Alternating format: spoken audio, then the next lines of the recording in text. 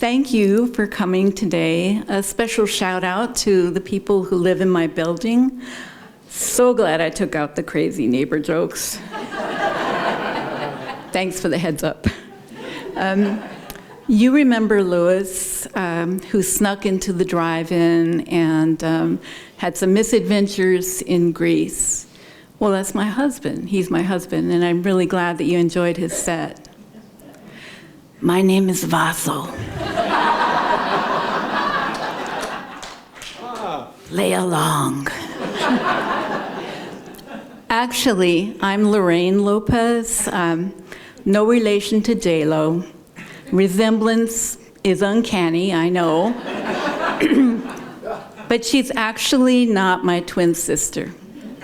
We're very different.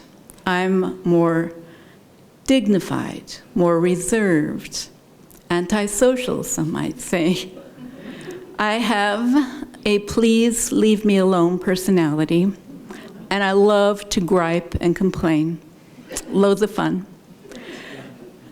I'm also a recovering English professor.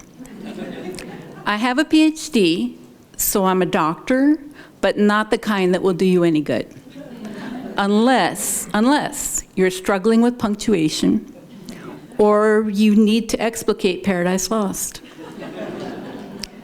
When an emergency arises and someone says, "Is there a doctor in the house?" that person needs to be more specific. Otherwise, I might pop over to correct grammar. Now, you said he collapsed in front of my sister and I. But the preposition requires the object pronoun. It should be, he collapsed in front of my sister and me. As a recovering English professor, what I do have is a very particular set of skills. That quote in the movie Taken is actually ungrammatical. What Liam Neeson says is, what I do have are a very particular set of skills. Set of skills is singular, requiring the singular verb form is. But you educated people already know that, right? Clearly, I take words seriously. So I find redundancy in language hard to abide. That means I find redundancy in language hard to abide. Consider the phrase wink an eye. Is the eye really necessary? You can't wink an ear or an elbow, right? The same with shrugging shoulders or clapping hands. And what about false pretenses? As opposed to what? True pretenses? Misplaced modifiers also disturb me. Consider, for example, driving my car to work, a squirrel ran into the road. A, why did you lend your car to a squirrel? B, where does that squirrel work? Or, as a young child, my mother sewed all of my Halloween costumes. Here, the phrase as a young child modifies mother for one heck of a psychic kid. How did she know you'd be born? What kind of costumes you'd like? How did she get the sizes right? Double negatives bother me twice as much. One of the most irksome comes from a law firm that advertises on TV with this claim: nobody wants what they don't deserve. In the first place, absolutes. Everybody, nobody, all, none. Compromise truth every single time. Secondly, having what you don't deserve is a definition of privilege, and who doesn't want that? Think about it. Do we truly deserve all that we have? Do I deserve my car, my condo? Do I deserve the internet? Lately, Spectrum seems to feel that I do not.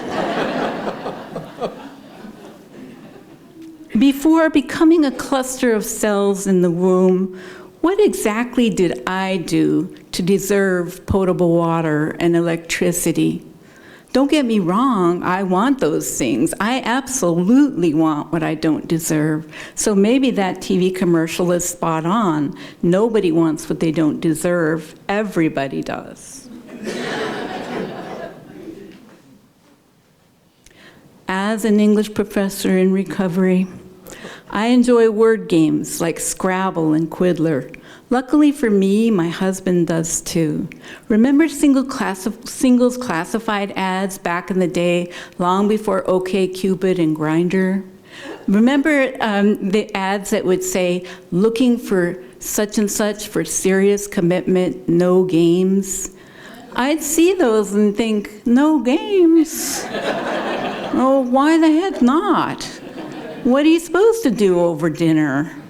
Talk to each other? Good God.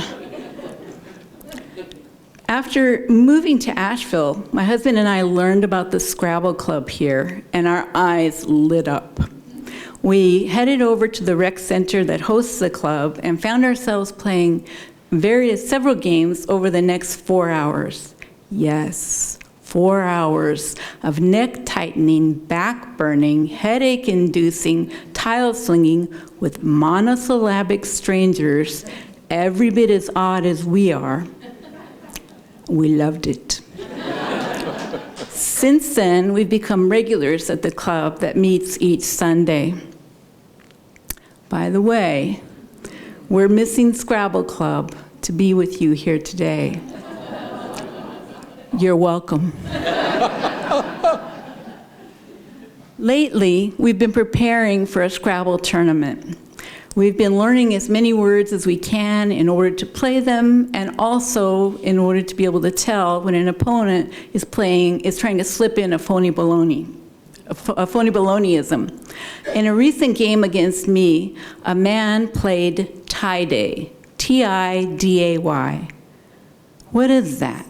The opposite of Casual Friday? Turned out to be a fake, but I didn't know because all kinds of words are allowable, while others are left out, while others are not allowed, while others are strangely not allowed. Like God, Merriam-Webster works in strange and mysterious ways, and the Scrabble dictionary has multiple words for extinct oxen, for obscure explosive gases, for Gaelic variations of just about everything. The Scrabble dictionary includes crocodile and croc, yet there's no listing for guac. Guacamole is allowed, but not guac. Outside of Scrabble Club, I never grope for a synonym for rhinoceros, keitloa, or have reason to come up with a plural term for the coin used in ancient Rome, denarii. When ordering tacos, no one says, I'll have the keitloa grilled corn tortilla, have you got change for 20 denarii? In everyday life, 7 words for a pile of rocks aren't that necessary. And I don't like to think about, much less need to know the technical term for the bolts that attach doors on an airplane. It's enough to know what to say when they pop out.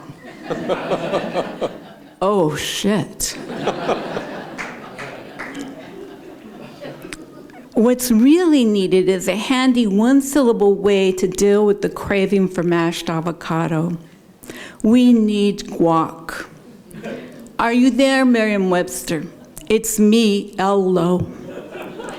Nobody doesn't like when people who compile dictionaries don't never listen to us.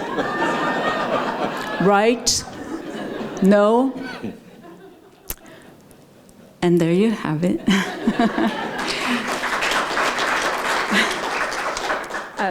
Not quite done. Please leave me alone personality, recovering English professor, Scrabble fiend. I am living the life. Jennifer Lopez, eat your heart out. Lorraine Lopez. Come on down. Great job.